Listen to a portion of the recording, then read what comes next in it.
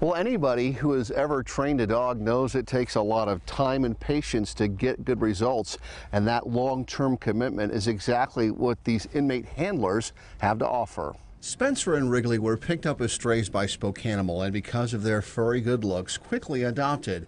Unfortunately, their new families returned them to the shelter because of behavioral problems. Wrigley, our pug mix, I refer to him as our wild child. He is very active, very outgoing. Spencer, he's my worried boy.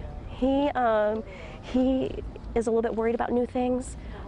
He doesn't have the confidence that Wrigley does. So now the Department of Corrections wants to know if specially trained inmates can help Spencer and Wrigley kick some of their bad habits. So that when you take that dog home, he's used to people being around him. He's housebroken.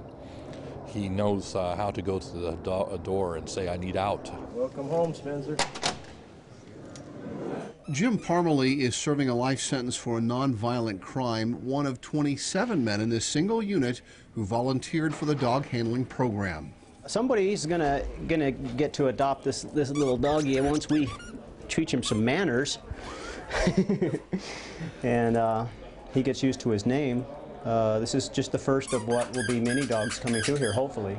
Andy Flores will have his hands full with Wrigley and expects the dog to have a calming effect on other inmates. Their level of tension will come down a little bit because of the dog.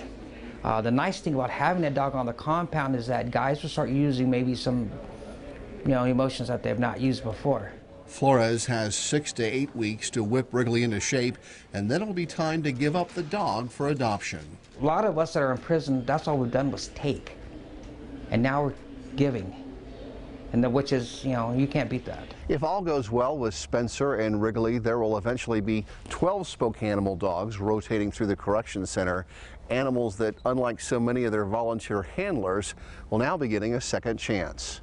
Reporting at the Airway Heights Correction Center, Jeff Humphrey, KXLY4.